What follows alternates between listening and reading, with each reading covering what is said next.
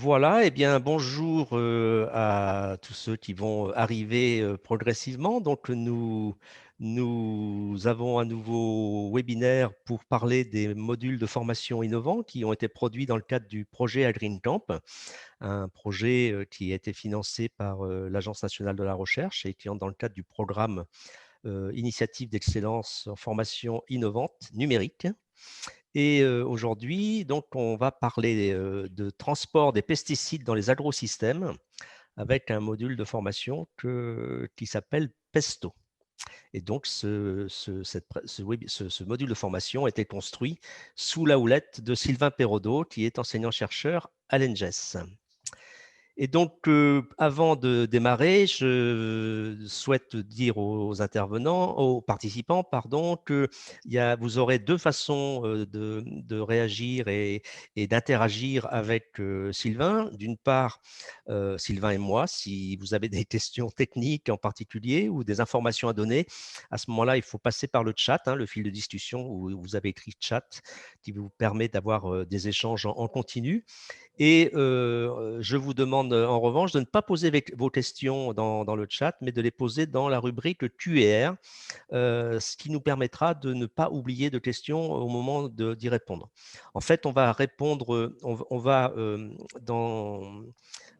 prendre les questions au fur et à mesure, donc vous pouvez, au fur et à mesure de l'intervention, vous pouvez poser vos questions et on va d'abord demander à Sylvain de réaliser toute son intervention et ensuite on viendra vers vous avec les questions que vous aurez posées et Sylvain il tentera d'y répondre ou si c'est pour des questions d'organisation, je pourrai aussi contribuer. Voilà, donc bienvenue à tous et Sylvain, tu as la parole pour nous parler de ce beau module de formation que tu as proposé dans le cadre de ce projet. Bonjour, alors bonjour à toutes et à tous. Toujours un peu frustrant de ne pas être en présentiel, mais on commence à avoir l'habitude. Donc, je vais vous présenter PESTO, qui est un module pour l'enseignement de la persistance, du transport et de l'impact des pesticides. Ce module, on l'a co-construit avec plusieurs acteurs. Je reviendrai sur les différents logos que vous avez en bas du transparent tout à l'heure pour que vous ayez bien en tête les compétences et puis les différents types d'acteurs qu'on a pu mobiliser pour construire ce module. Donc, je suis en fait professeur à l'ENGES, qui est une école du ministère de l'Agriculture à Strasbourg, spécialisée dans l'eau, et je fais ma recherche en fait dans une unité mixte de recherche qui s'appelle le laboratoire d'hydrologie et de géochimie de Strasbourg. Alors, je vous propose 4 temps, et puis après, on aura les questions. Je vais revenir sur comment, d'habitude, sur ces questions de transport et d'impact des pesticides, on aborde en fait ces notions-là classiquement et quelles sont les limites qu'on a, on a tous pu identifier quand on est enseignant face à un public. Ensuite, je vous montrerai ou je vous présenterai petite coquille sur la numérotation. C'est 1, 2, 3, 4, il n'y a que 4 temps. Sur la description et l'organisation en fait, des ressources pédagogiques. Et puis, je vous proposerai une petite exploration rapide dans l'environnement Moodle d'AgreenU, où vous pourrez voir in situ ce que vous pourriez manipuler dans vos propres parcours d'enseignement. Et puis, on finira par des échanges.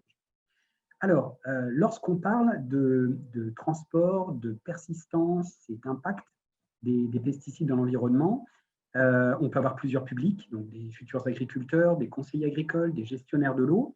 Et souvent, classiquement, dans les interventions, on part sur des exemples concrets, comme par exemple, pour nous en Alsace, la très belle étude qui a été menée par l'APRONA, qui étudie l'évolution de la nappe d'Alsace.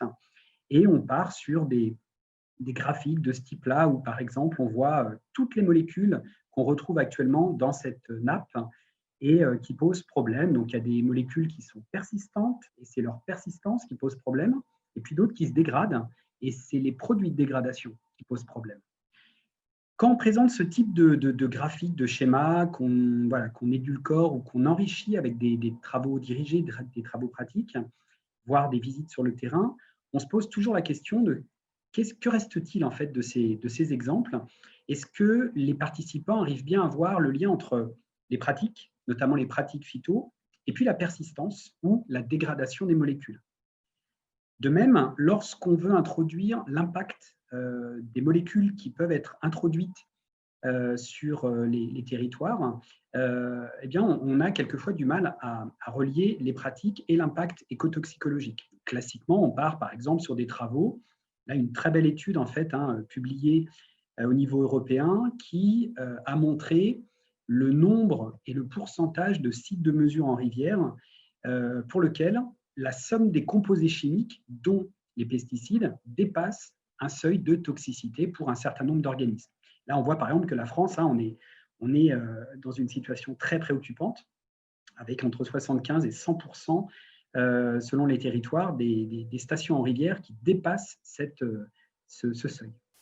Et puis, souvent, on dit, OK, il y a plusieurs types d'éléments chimiques, intéressons-nous aux aspects plutôt agricoles, et donc on s'intéresse aux pesticides, qui sont en général utilisés à peu près à 90% par la profession agricole. Et puis, on regarde quels sont, selon les cibles, les types insecticides, fongicides, herbicides qui sont les plus amènes.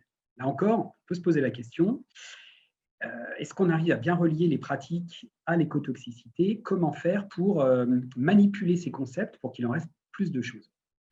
C'est sur ces constats en fait, qu'on a proposé une ressource pédagogique, PESTO, dans le cadre donc, du projet AgreenCamp, qui a visé à développer un certain nombre de ressources pédagogiques. Alors, pour créer cette ressource, j'ai travaillé avec deux autres collègues, donc Jérémy Masbou, qui est enseignant-chercheur comme moi à l'ENGES, puis Gunnar Limfeld, qui est directeur de recherche au CNRS, et on travaille tous les trois dans la même unité mixte de recherche, le laboratoire d'hydrologie et de géochimie de Strasbourg. On a aussi, dans ce module, pu bénéficier en fait des retours de l'Agence de l'eau par le biais de Philippe Goetgeber et de son expérience sur les différentes formations pour sensibiliser sur l'impact des phytos.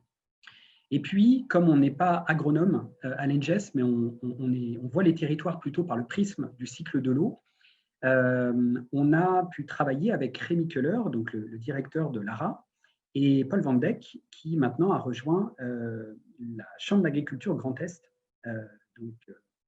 ici dans le Grand Est. Et puis, alors on ne voit pas, moi je ne vois pas, mais ça dépend où est votre caméra, on a pu aussi traduire toutes les ressources grâce à l'aide d'un stage de M2 avec Margaret Johnson, qu'on a co-encadré entre l'ENGES et la CRAGE, la Chambre régionale d'agriculture Grand Est. On a bénéficié aussi, comme plusieurs autres ressources de ce gros projet, d'une aide assez innovante pour nous, KTM Advance, qui nous a permis en fait de créer un jeu sérieux sur lequel on a pu adosser nos ressources, où je vais vous montrer, on part sur des choses classiques, du contenu, des concepts, des exemples, et puis on amène les participants à jouer pour appréhender en fait ce qu'ils viennent de voir. Alors, comment est conçu Pesto? Il y a des ressources interactives. Je vais vous montrer quelques exemples, puis on ira après pour finir à voir vraiment dans le cœur d'AgreenU. Dans ces ressources interactives, on trouve des concepts clés en jeu, des processus, des ordres de grandeur. On donne le plus souvent des ressources bibliographiques, avec un enjeu pour des ressources numériques, il va falloir les faire vivre et les mettre à jour. Ça va être un défi. Et puis, on propose des quiz en prérequis. Essayez de voir, en fait, avant d'attaquer un chapitre, une notion sur la persistance, le transport et l'impact des phytos, quels sont les prérequis des publics. Et puis, on vérifie à la fin de chaque cours si le message est passé. Et on propose en fait aux apprenants de comparer leur score au début et à la fin, puisque le quiz, c'est le même. Et donc, on voit en fait la progression. On a ensuite des phases de jeu, et tout s'entremêle. Je vais vous faire un petit schéma tout à l'heure pour que vous ayez bien ça en tête. Donc, c'est ce fameux jeu sérieux qui a été développé avec KTM Advance. En fait, on va essayer de parcourir la vie d'un phyto depuis son application. On va voir comment il est persistant ou comment il se dégrade dans les paysages, comment il est transporté jusqu'au milieu aquatique, comment il rentre dans ces milieux aquatiques sous forme dissoute, sous forme particulière, comment on peut évaluer l'exposition, comment on calcule ce qui arrive avec des stratégies d'échantillonnage plus ou moins coûteux, plus ou moins efficaces. Et puis, on termine par, au final, quel est l'impact écotoxicologique des choix qu'on a pu faire sur le paysage, sur la mosaïque de parcelles. Dans ce jeu sérieux, on mobilise 2 outils. Je vais vous expliquer pourquoi, sur plusieurs phases. Et puis, on utilise aussi, et ça c'est l'intérêt de pouvoir s'appuyer sur notre activité de recherche, on utilise 2 années de suivi sur lesquelles on a fait des bilans massiques complets sur 2 saisons, printemps-été, où on a suivi quelques phytos, dont le S-métolachlore, et on utilise vraiment l'observation pour questionner les participants et leur montrer que l'année hydrologique, les conditions météo vont complètement modifier la mobilité des éléments et que c'est un élément aussi important à prendre en compte. Alors, sur un petit schéma un peu synoptique, Pesto, c'est quoi? C'est 5 chapitres. Donc, logiquement, on va partir de qu'est-ce qui conditionne les apports des pesticides. Et là, on l'a construit, et c'est même Rémi Keller et Paul Van Dijk qui ont conçu en fait cette ressource pour essayer de rappeler l'historique, pourquoi on utilise des pesticides, comment. Ensuite, on va regarder quelle est la persistance au champ de ces molécules et comment ces molécules quittent les parcelles pour rejoindre potentiellement les eaux souterraines, les eaux de surface. Dans un 3e chapitre, on présente les 2 outils de simulation qui vont être utilisés dans le jeu sérieux et qui vont permettre de combiner des facteurs, sur lesquels je vais revenir aussi après. Ensuite, on va regarder comment les pesticides sont évalués, quantifiés dans les sols et dans les eaux. Et puis, on termine par l'impact écotoxicologique de ces molécules qui ont un impact, c'est leur but, puisqu'elles sont conçues pour avoir un rôle sur un certain nombre de cibles et notamment, et malheureusement, un certain nombre d'impacts sur des cibles qui n'étaient pas les premières visées. On retrouve nos 6 étapes de jeu qui vont s'intercaler en fait pour valider les connaissances de chaque chapitre au sein de 2 parcours. Donc, on a un premier parcours classique qu'on vise pour un niveau Bac+1, Bac+2, donc des BTS, BTSA, sur lequel il y a quelques prérequis en agronomie, pas forcément beaucoup en chimie, et sur lequel on va essayer de suivre ce continuum assez logique là, de l'amont vers l'aval. Et puis, on propose un parcours avancé avec des étapes communes. Et puis, vous voyez des étapes qui vont être différentes à chaque fois que les 2 fuseaux se disjoignent, sur lequel on va utiliser des outils différents et on enrichira le parcours classique d'un certain nombre d'éléments que je vous présenterai un petit peu plus tard. Donc, voilà la finalité de Pesto qui offre finalement pas mal de modularité puisqu'on peut piocher aussi selon vos publics. Là, je parle plutôt aux enseignants, enseignantes qui seraient intéressés pour piquer des briques ou pour prendre des briques en classique ou en avancé. Alors, quelques exemples, et on verra tout à l'heure, mais c'était au cas où vraiment on aurait eu un souci d'accès aux ressources. Sur un chapitre, c'est le chapitre donc sur la persistance des éléments, eh bien, vous voyez, on a un certain nombre d'éléments dans un plan qu'on va suivre. Vous voyez apparaître, par exemple, je ne sais pas si on voit ma souris quand je la bouge, Philippe. Ouais. OK. On a une auto-évaluation initiale, on a une auto-évaluation finale qui permet en fait de savoir où on en était au début et où on en est à la fin de cette ressource. On a pu fabriquer ça, en fait, je ne l'ai pas dit, la médiatisation de ce jeu s'est faite en grande partie grâce aux collègues d'Eduter qui nous ont aidés une fois que le storyboard a été fait d'implémenter. Donc là aussi, à l'attention des enseignants enseignantes qui seraient intéressés pour développer ce type de module. Si vous n'avez pas d'ingénieur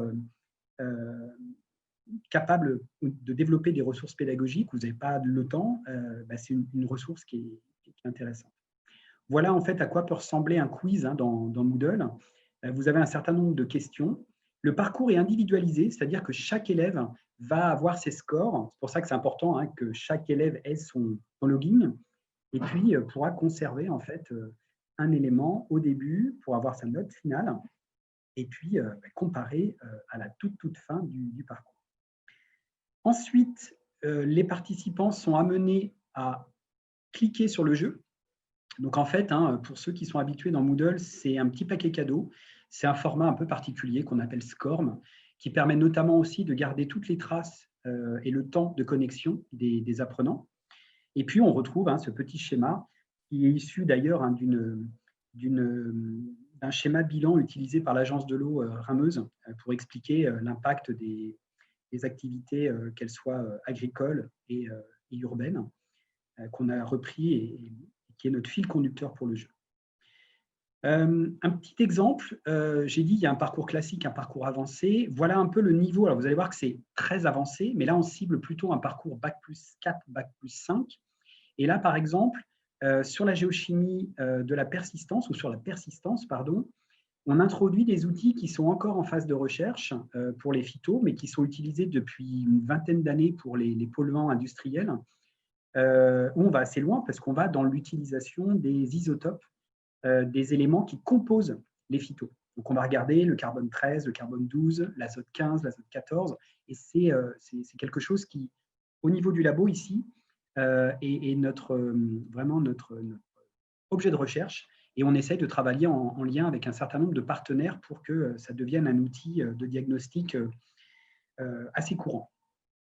Voilà, et puis on finit par cette évaluation qui va permettre aux apprenants de savoir où ils en sont sur un certain nombre de questions et de comparer leur score à cette évaluation initiale qui permettait de voir où on en était au début. Dans Pesto, on va pouvoir utiliser, alors je regarde si je suis bien au niveau du temps, ouais. Au niveau de Pesto, donc on peut utiliser un certain nombre de facteurs, notamment des stratégies. Donc on a défini avec donc les collègues de l'ARA et de la Chambre régionale d'agriculture 2 stratégies. Il est mis à chaque fois, là c'est des captures en fait d'un glossaire qui permet à tout moment dans le jeu de se rappeler des modalités et des facteurs sur lesquels on va pouvoir intervenir. Donc, on a choisi 3 cultures un peu emblématiques de l'Alsace, 2 types de stratégies. Ce qui était intéressant pour nous, c'était de choisir des stratégies qui faisaient intervenir les applications à des moments différents de l'année, et donc avec une superposition du calendrier des traitements et du calendrier climatique différent, avec des propriétés de molécules différentes en termes de dégradation, d'affinité avec la matière organique, de toxicité. Et ce qui permet vraiment de voir qu'un choix en fait, d'un agriculteur en termes de traitement va avoir un certain nombre de conséquences par rapport à tous ces éléments-là. Ensuite, on a choisi de définir 2 comportements. Un comportement sécuritaire dans lequel on va aller quasi à la dose autorisée ou un petit peu moins. Et puis un comportement économe où on va compter en fait sur l'aspect très expérimentateur ou expérimental d'un grand nombre d'agriculteurs qui essayent de réduire les doses par des essais et d'arriver finalement à, par exemple, 2/3 de la dose ou une demi-dose, selon les stratégies. Donc, on voit déjà 2 aspects qui permettent en fait de tester des choix que peut faire un agriculteur. Alors, si je reviens sur les molécules, vous voyez isoproturon. Isoproturon n'est plus autorisé. En fait, le jeu a mis un petit peu de temps à se construire. Et puis, on s'est dit, est-ce qu'on change ou pas? Et on s'est dit que c'était intéressant de tester, de garder en fait une molécule qui avait été utilisée, qui avait été largement appliquée. Et ce qui nous intéresse, ce n'est pas forcément la véracité à un moment donné, mais c'est plus de regarder l'impact depuis l'application jusqu'à l'écotoxicité. On travaille sur 2 assolements assez contrastés, principalement maïs en haut et vous voyez betterave en bas. C'est le même bassin versant. Et puis, c'est quelque chose qu'on a observé in situ, donc c'est tout à fait réaliste puisque c'est basé sur de l'observation. On utilise également 2 années qui ont été observées. Ce qui est intéressant dans le jeu, c'est qu'on peut faire des combinaisons, l'année 1 sur l'assolement B et vice-versa. Donc, on a plusieurs combinaisons possibles. Et puis, ce qu'on peut difficilement tester sur le terrain, on a testé l'effet d'implantation massive de bandes enherbées sur tous les endroits stratégiques. Vous voyez à l'écran, à chaque fois en fait, qu'on a des coins, des bordures de parcelles, et puis un talweg ici dans le creux, qu'on a entièrement enherbé, qui permet de tester l'effet de cette mesure en particulier sur la rétention d'un certain nombre de molécules. On utilise 2 outils dans le jeu. Un premier outil, donc Phytotrek, qui a été développé par l'ARA et la Chambre régionale d'agriculture Grand Est, et qui permet globalement de regarder l'impact et le devenir des molécules qui sont appliquées dans une mosaïque paysagère et dont le moteur de transport est le ruissellement. Donc attention, c'est limité, on ne prétend pas en fait dans ce jeu faire la totalité des voies de transfert, c'est important, mais nous on l'a vraiment vu comme un outil pédagogique pour évaluer le risque de transfert d'une parcelle jusqu'au cours d'eau le plus proche. Cet outil demande un certain nombre de données dans son utilisation, on va dire, courante. On a fait un certain nombre de choix dans Pesto pour simplifier, utiliser des vraies années de pluie. Voilà. Si ça vous intéresse, vous pourrez prendre contact avec Paul Van Beek qui assure le développement de cet outil. Pour le parcours avancé, on utilise un outil qu'on a créé ici au LIGES qui s'appelle PyBeach, que vous voyez ici, et qui permet en fait, là encore, de déterminer le transfert depuis un endroit du bassin jusqu'à la rivière. Cette fois-ci, on considère aussi, vous voyez, de l'infiltration, du ruissellement, des écoulements latéraux. Et puis, vous voyez apparaître là des petites molécules bizarres, là, du C12, C13. Donc, ce n'est pas des molécules. En fait, on est capable d'essayer d'étudier comment les phytos, en se dégradant, vont modifier la signature isotopique. Donc là, on est sur du très avancé, mais qui est vraiment pour nous un outil hyper important et intéressant pour évaluer, pour aider à l'interprétation de la dégradation dans les sols et dans les rivières, ce que ne permet pas de faire un simple suivi des concentrations dans les sols et dans les rivières, puisque tout ça peut être modifié par de la simple dilution, ce qui n'a rien à voir avec la dégradation. Je vous propose rapidement de regarder comment ça se présente dans l'environnement Moodle à GreenU. Donc, je vais juste sortir et je vais… Alors, je crois qu'il faut que j'arrête le partage et je vais repartager du coup voilà, la ressource que vous allez voir apparaître. Philippe, c'est bon? Tout va bien, oui, oui, c'est là. Alors, en fait, dans l'environnement à GreenU, je ne suis pas remonté jusqu'à la racine, il y a plusieurs grands thèmes. Et là, je suis rentré dans le thème environnement. Et dans le thème environnement, il y a aussi plusieurs modules, dont Pesto. Et lorsqu'on arrive, vous avez du coup un petit rappel. Alors là, je suis déjà dans le jeu. Autant pour moi, comme ça, vous allez voir comment ça se présente. Je vais remonter un petit cran.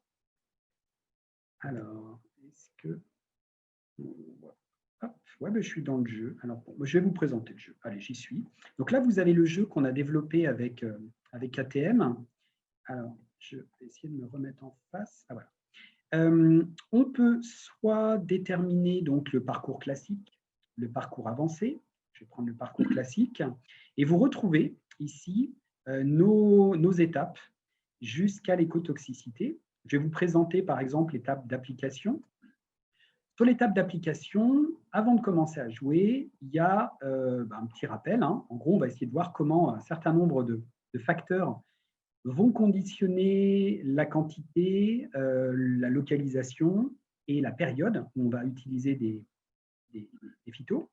On retrouve là nos petits éléments que je vous ai présentés tout à l'heure avec des éléments quantitatifs. Là encore, on est parti sur les pratiques observées en Alsace. Et puis, vous avez des questions. Donc, par exemple, quelle stratégie s'accompagne de la dose appliquée la plus importante?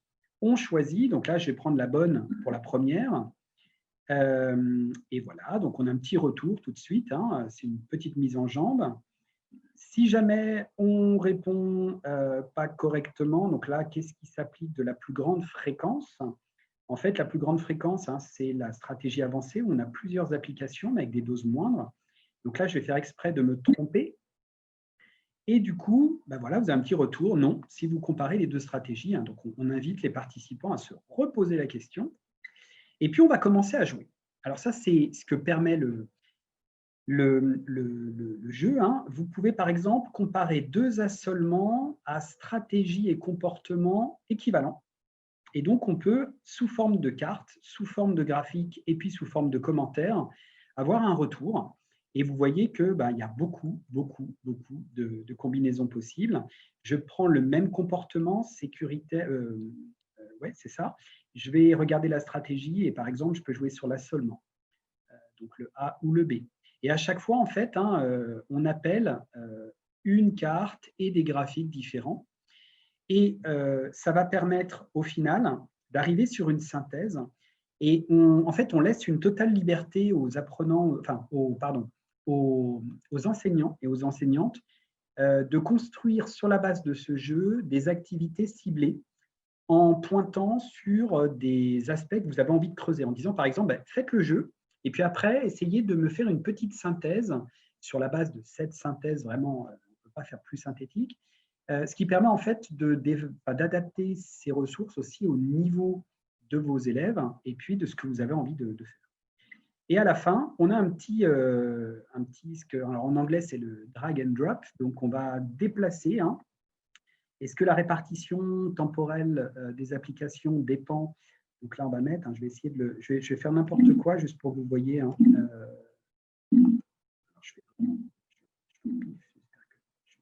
Voilà. On valide. Là, il vous dit tout n'était pas bon. Donc, on voit ce qui est bon et ce qui n'est pas bon. Et puis, vous allez voir, il propose la solution. Voilà. Ce qui permet d'avoir au final un petit test. Donc ça, c'est vraiment les collègues de KTM qui nous ont beaucoup aidés sur ces éléments-là. Donc voilà pour le jeu. Et puis, on va progresser comme ça, d'étape en étape. Voilà. Si je sors du jeu, alors je vais essayer, voilà, et que je reviens sur l'ensemble, et puis on finira sur ça. Donc là, je vais dans Pesto. J'ai le jeu, j'ai la façon dont les chapitres sont orientés. Et je voulais juste vous montrer en dehors du jeu, je vous ai parlé de chapitres. Je vais aller sur le chapitre Impact. Alors là, comme je suis logué, il y a plein de petites choses qui sont des étapes. Je vais peut-être essayer de voir si je peux prendre le… Alors, ouais, j'ai des caméras qui m'embêtent là. Voilà. Je vais voir si je peux prendre le rôle d'un étudiant. Voilà. Il y a pas mal de petits commentaires qui sont pour les concepteurs. Donc, vous avez le fameux quiz. Et puis, on commence là sur, par exemple, les effets sur la santé, des phytos, que ce soit pour les agriculteurs qui appliquent, et puis pour les milieux récepteurs. Donc, vous voyez, en fait, on a essayé de faire très peu de texte, beaucoup d'illustrations, des renvois en fait à des sites qui permettent à chaque fois d'aller un petit peu plus loin. Donc là aussi, à vous de voir, je parle aux enseignants, aux enseignantes, si vous voulez proposer un guide pour vos apprenants lorsqu'ils vont en fait suivre une ressource, pour les faire explorer au maximum les ressources. Et puis voilà, donc vous voyez, ça se veut assez facile à lire. On revient sur quelques notions, bioaccumulation, qui est un aspect important, quelques logiciels qui sont utilisés pour déterminer là. Voilà. Et puis à la fin, on arrive sur… alors là, on est dans le mode avancé, donc on a un petit peu plus de contenu. L'auto-évaluation finale. Alors, je crois que je l'ai mis un petit peu plus loin. Ouais, elle est là. Et puis, là, vous voyez, par exemple, dans le jeu, après avoir vu les concepts, les apprenants sont invités à quitter le chapitre. On dit bien, attention, revenez, parce qu'il restera l'évaluation finale, et de valoriser en fait les concepts, les compétences dans ce qui a pu être développé. Donc, voilà ce que peut voir un apprenant. Je vais juste repartager, mais on a quasi fini, ça sera ma transition. On a pu voir du coup comment on retrouvait ces différentes ressources sous Moodle. En conclusion, du coup, ce sur quoi on est d'accord avec les concepteurs, c'est que Pesto, pour nous, peut contribuer à faciliter la perception des conséquences des choix des itinéraires de traitement, même si, vous l'avez vu, on est très simpliste, très simplifié par rapport à la diversité, mais ça se veut vraiment être pédagogique. Comment un choix d'itinéraire de traitement va conditionner la mobilité, la persistance et puis l'impact. On donne au maximum des ordres de grandeur, des vitesses de dégradation, des taux d'exportation, des concentrations à risque. On essaye de développer une démarche de perception globale pour qu'à chaque fois qu'on raisonne une application ou au contraire un système où on diminuerait ou on s'affranchirait des phytos, d'avoir en tête qu'est-ce qu'on limite en termes de transport et d'impact, et puis d'appréhender la diversité des facteurs et combinaisons possibles, sachant qu'on est tout à fait conscient qu'on est dans une activité pédagogique. Le nombre de combinaisons est très réduit. On n'a pas testé, par exemple, l'effet du sol, la diversité du sol. On n'a pas testé les centaines de substances actives existantes. On n'a pas testé tous les micro-organismes, que ce soit le sol ou dans l'eau. Mais l'idée, c'est vraiment d'apporter cette vision un peu systémique du paysage pour que les utilisateurs et les gestionnaires de l'eau puissent avoir cette sensibilité à l'issue du chapitre. Voilà, c'est maintenant le temps des échanges autour de ces ressources. Je vous remercie beaucoup pour votre attention. Et puis, je vais essayer de répondre maintenant aux nombreuses questions, je l'espère. Merci beaucoup. Merci beaucoup Sylvain, et merci surtout pour cette clarté de la présentation et de l'attractivité de ce cours en ligne, parce que si tu peux enlever le partage d'écran, d'ailleurs, je vais te l'enlever. Oui, vas-y, Ouais, enlève-le j'y comme vais. ça. C'est bon. Ouais. Et la première question tout de suite, c'est l'accès de ce module. Enfin, il y a deux questions autour de ces accès. D'une part, est-ce que tous les étudiants de l'UNISTRA ont accès à ce cours en ligne? Et d'autre part, comment on accède sur la plateforme? Là, je pense que peut-être ça concerne plus des enseignants de l'enseignement technique. On sait que le BTS GEMO, pour gestion et maîtrise de l'eau, pourrait être intéressé par ce cours en ligne, par exemple, mais pas que ce BTS-là. Et donc, voilà, l'accès actuellement, qu'est-ce qu'il en est? Je compléterai certainement. Ouais. OK. Alors du coup, on est en train de tester en ce moment avec nos propres publics, et ça répondra aussi partiellement à la troisième question. Donc, on est encore en phase de test. C'est finalisé, vous l'avez vu, pour tous les chapitres. Sur le jeu, on a encore quelques combinaisons à ajouter. Donc, moi, je pense qu'il serait intéressant, c'est qu'on puisse, dès qu'un enseignant, une enseignante, pardon, a envie d'utiliser, qu'il ou elle prenne contact avec moi, ce qui permet aussi d'avoir une idée quelques conseils peut-être d'utilisation, hein, au-delà de l'accès, on va dire, après purement logistique, pour lequel Philippe pourra répondre. Mais je pense que c'est intéressant, et moi je suis super intéressé, je pense tous les concepteurs aussi, hein, d'avoir un retour, dans quelles conditions le module est utilisé. Et voilà, mais sinon après c'était le deal hein, dans la conception, c'est que cette ressource elle soit disponible au plus grand nombre, notamment l'aspect classique. Pour l'aspect avancé, c'est vrai que là, on est sur des compétences un petit peu plus poussées et sur lesquelles moi, je serais hyper intéressant aussi de partager, mais peut-être plus niveau Bac plus 4, Bac plus 5. Donc voilà, donc globalement, une fois qu'on aura vraiment tout fini les tests, moi j'aimerais bien encore, hein, là on a un public là, qui le fait jusqu'aux vacances de Noël. Je pense qu'à partir de tout début 2020, on aura vraiment quelque chose qui sera complètement et 100% opérationnel. Pour pouvoir l'utiliser, on va dire, sans nous, ce qui est un peu particulier, hein, parce qu'on développe une ressource et puis on sait qu'on ne sera pas forcément les animateurs de la formation, mais voilà. Tu voulais dire début 2021, je suppose, hein, tu as dit 2020. Oui, non, mais c'est l'effet confinement, ça. Et donc, effectivement, je pense que ce qui est important, vous avez compris, c'est qu'on présente l'ensemble de ces modules de formation maintenant, parce qu'on est en fin de projet et nous sommes en train de travailler sur les différentes modalités de mise à disposition.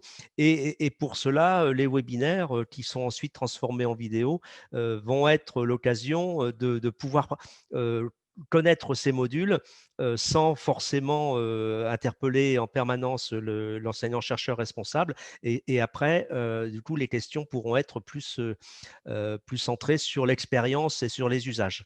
Et donc, la mise à disposition elle sera différente selon la formation initiale et la formation continue, mais l'objectif, c'est qu'en formation initiale, ce soit très souple d'utilisation.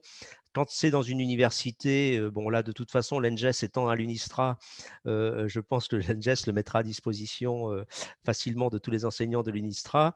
Quand ça concerne des établissements d'enseignement supérieur agronomique, vu que c'est un consortium et que le projet s'est fait dans le cadre de son consortium, ce sera mis aussi à disposition. Pour l'enseignement technique, là, ça sera à discuter globalement avec le ministère et la DGER pour l'enseignement technique. Mais là aussi, l'objectif, c'est que ce soit valorisé et utilisé au maximum sans qu'il y ait des limites. Après, nous, ce que l'on essaye, c'est d'avoir un minimum de retour sur investissement pour permettre le développement, la maintenance des ressources. Ce n'est pas pour gagner de l'argent, c'est pour pouvoir maintenir les ressources et les enrichir et faire que cet investissement puisse se poursuivre sur du long terme. Alors, il y a donc sur la durée, Oui. est-ce que tu peux dire, en gros, entre le niveau classique et le niveau avancé, combien de temps apprenant peut correspondre ce module? Alors après, hein, vous avez vu, tout dépend de la façon dont vous allez valoriser en fait le jeu.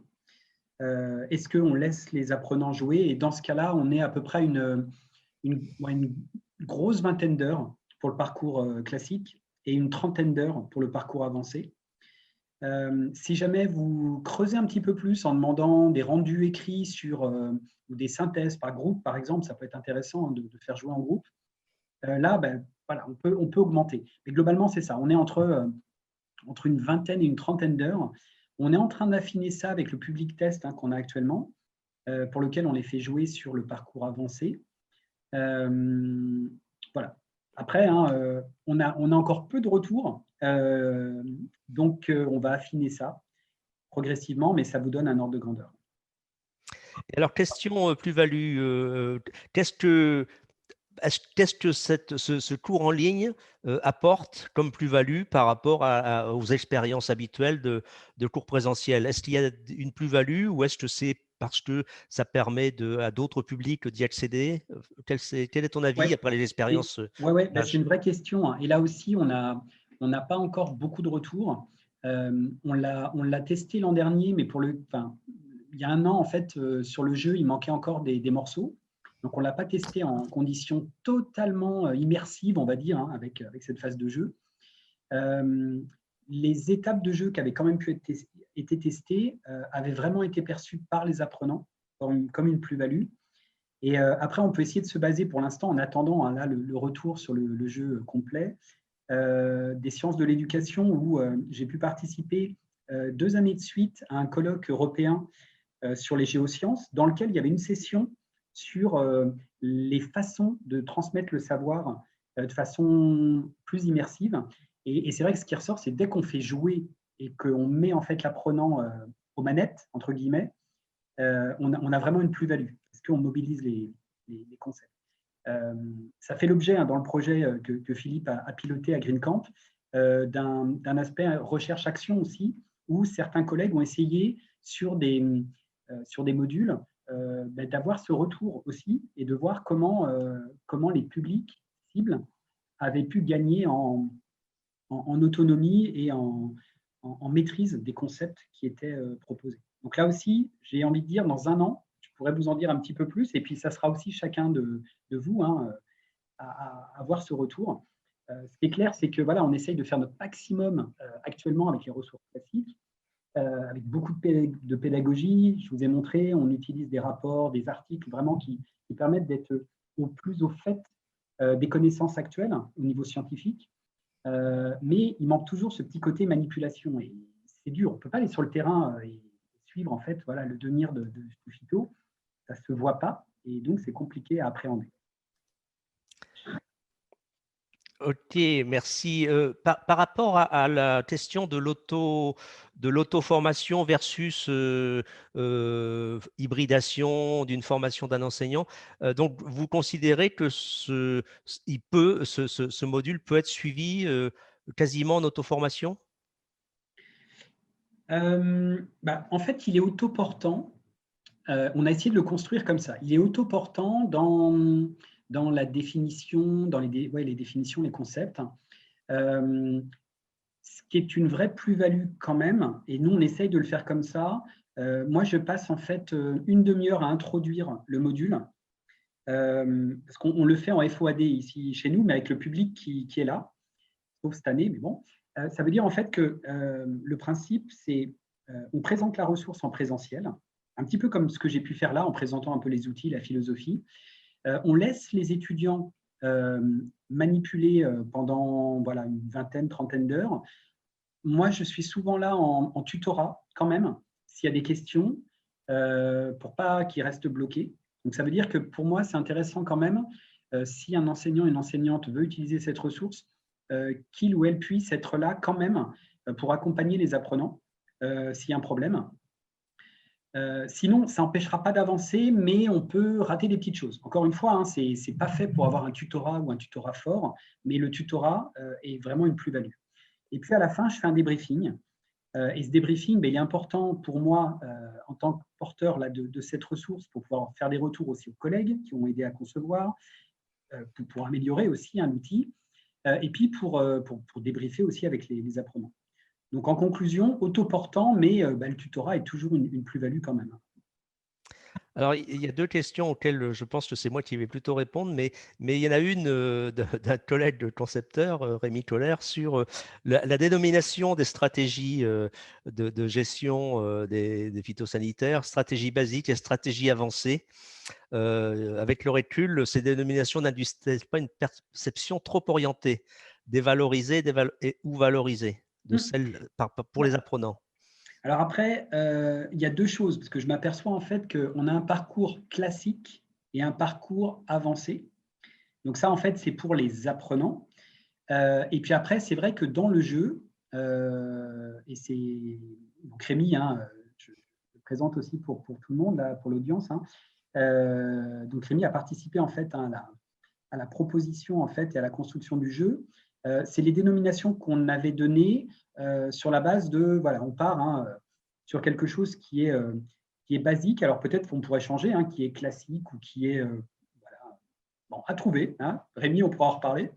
Et après, de se dire, ça, c'est ce qu'on peut faire, on va dire, vraiment à la base, d'où le basique, hein, et de dire que on peut aller après un petit peu plus loin et essayer de, voilà, d'avoir une approche qui est peut-être moins courante. Là aussi, il faut se méfier puisque ça va beaucoup dépendre des cultures.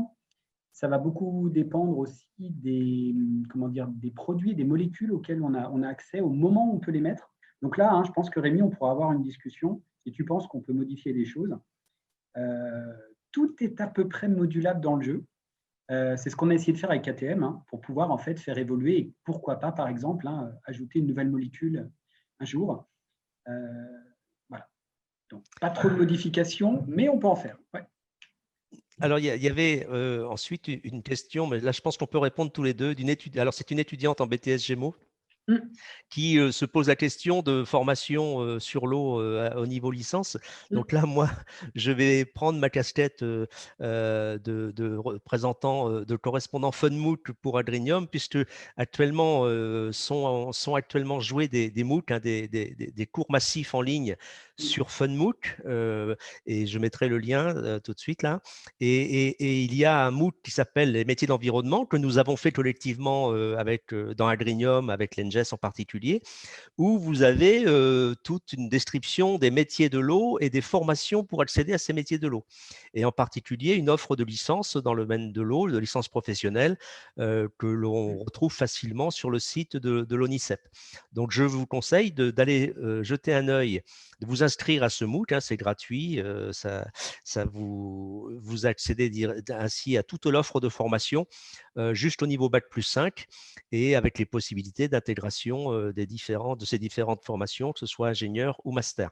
Donc, voilà, donc ça c'est ma première réponse à moi, mais peut-être Sylvain, tu connais toi dans ton secteur professionnel des formations sur l'eau au niveau licence?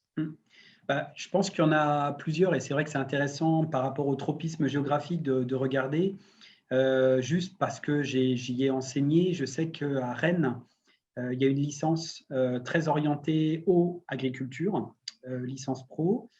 Nous, ici à Strasbourg, on a une licence pro pêcheur, donc qui est plus orientée sur toutes les eaux, mais un petit peu l'agriculture. Je sais qu'on avait une licence aussi, mais je crois qu'elle s'est arrêtée, qui s'appelait agriculture durable, qui a été montée entre l'UNISTRA, l'ENGES et puis la Chambre d'agriculture. Voilà. Mais c'est vrai que je pense que tu donnes le bon conseil, hein, c'est vraiment d'aller voir ces ressources. Il y en a plusieurs, hein, qui sont souvent d'ailleurs des poursuites aussi de BTS Gémeaux, hein, Mm, comme l'indiquait la personne. mm. Et d'ailleurs, pour poursuivre, effectivement, une question aussi sur Mm. est-ce que c'est la même chose pour la biodiversité? Oui, oui. Le MOOC métier de l'environnement et de l'aménagement territorial aborde aussi les questions de préservation de la biodiversité et gestion des ressources naturelles. Donc, vous aurez les éléments et vous avez un autre MOOC sur les métiers de la transition écologique. Mais je vous conseille plutôt environnement parce que là, vous avez à la fois la gestion forestière, la gestion de l'eau, l'aménagement, etc. Mm. Alors après, il y avait une question sur l'évaluation. Est-ce que l'évaluation peut se faire aussi en présentiel ou est-ce que, par exemple, parce que là, j'ai cru comprendre que c'était principalement de l'auto-évaluation. Est-ce qu'il y a une évaluation qui peut être ensuite certifiée et s'intégrer dans un cursus? Parce que c'est Jérémy, alors c'est un des concepteurs aussi, hein, qui pose la question, un collègue. Euh, donc oui, l'évaluation, après on peut imaginer par exemple si on veut vraiment certifier, pour moi c'est en dehors de la ressource, par contre on peut extraire un certain nombre de questions des quiz et par exemple si on souhaite rester sur un mode comment dire, plus rapide de QCM, proposer un QCM qui certifierait l'acquisition ou pas des connaissances, ou on peut aussi imaginer toutes sortes d'évaluations finales sous la forme d'un écrit, d'une synthèse, euh, d'un parcours aussi où on pourrait demander aux apprenants de faire une synthèse du jeu en faisant des captures de, de, de graphiques, par exemple, ou en leur demandant aussi sur la base des chiffres qui ont été manipulés. Là, je suis peut-être dans un mode plus bac plus 4 ou 5, de leur demander une synthèse chiffrée où les apprenants utiliseraient les synthèses du jeu comme source de données pour fabriquer leur propre graphique pour voir s'ils ont compris ou pas. En se plaçant, par exemple, comme il y avait une question sur syndicat d'eau des élus, en imaginant que un bureau d'études a fait une étude, par exemple, de différentes combinaisons sur la base des modèles et d'essayer d'aller vers de la comparaison de scénarios. La limite de ça, ça serait que, et on est bien conscient, tous les concepteurs du module, qu'on utilise des outils qui sont plutôt des indicateurs qui visent à hiérarchiser les zones à risque. Donc voilà, il ne faudrait pas utiliser ça pour faire un vrai travail, bien sûr, de bureau d'études. Mais pour l'évaluation, d'un quiz, d'un QCM à quelque chose de plus rédigé, on peut imaginer un panel d'évaluation certifiante. Ok. Merci. Alors, merci à Dominique Dalbin qui a mis une sélection de licences pro. Effectivement, j'avais oublié que le réseau eaueducadry.fr a aussi recensé cette offre dans les métiers de l'eau. Donc, il y a un autre site que FunMOOC. Voilà. Et puis, je n'avais pas oublié la question Oui, concernant la les formation élus. continue. OK. Bien sûr. Donc, est-ce que vous avez l'intention d'offrir à la formation continue et comment? Alors en fait, depuis déjà un an, puisqu'on avait un petit peu anticipé la fin du projet, donc depuis, alors je crois que c'est depuis 2019, sur la maquette de l'ENGES, on propose une formation donc en FOAD, en formation continue courte, sur le mode basique qui, je pense, serait le plus adapté, en fait, le mode classique, on va dire, le plus adapté aux élus, bureaux d'études, voilà, gestionnaire de l'eau. Donc, c'est quelque chose qui est d'ores et déjà accessible sur notre maquette de la formation continue NGES. Ça veut dire que pour y accéder, il suffit de, de, de taper sur le moteur de recherche formation continue NGES et on arrivera sur Exactement, cette offre. tout à fait. Et si vous tapez aussi Pesto NGES, vous allez tomber sur la page dédiée directement sur l'NGES. Et là, il y a un lien vers les collègues de la formation continue courte avec qui vous pourrez prendre contact, hein, comme toute formation continue courte délivrée voilà, par l'ENGES en particulier. Très bien. Eh bien, écoutez, en tout cas, merci beaucoup. Je pense qu'on a répondu à toutes les réponses. Donc, vous avez bien compris, hein, que ce cours en ligne, comme tous les cours en ligne proposés dans le projet Green Camp, vont être diffusés de manière large. Parce que notre objectif, c'est vraiment de valoriser les usages de ces ressources numériques. Et donc, n'hésitez pas les uns et les autres dans vos réseaux à communiquer, sachant que la vidéo de ce webinaire sera disponible dans quelques jours sur l'adresse que je vous ai mis dans le chat. Et donc, vous pouvez continuer à diffuser cette information sur ces modules de formation, sachant qu'effectivement, ce sera sur l'année 2021 que nous mettrons en place différentes offres de l'ENGES, puisque ce sera un cours porté par l'ENGES auprès des différents publics. Voilà, bah, écoutez, il ne me reste plus qu'à vous remercier, et surtout remercier Sylvain de son intervention. Je pense que on pourra diffuser cette vidéo pour bien connaître, parce que entre l'intervention plus la promenade sur AgriNew, eh bien, on a bien vu l'intérêt de ce module de formation qui, à mon avis, intéressera non seulement les formations agricoles, les formations sur l'eau et les formations sur l'environnement. Donc, le public devrait être relativement large et surtout que là, on peut voir que c'est une formation innovante. Merci beaucoup, Sylvain. Merci à tous. Et puis, la semaine prochaine, ça sera le dernier webinaire de la série et ça se portera sur un autre sujet, puisque ce sera sur la gestion économique de la santé d'un élevage. Très bien, à bientôt et à une prochaine fois. Au revoir. Au revoir. Au revoir.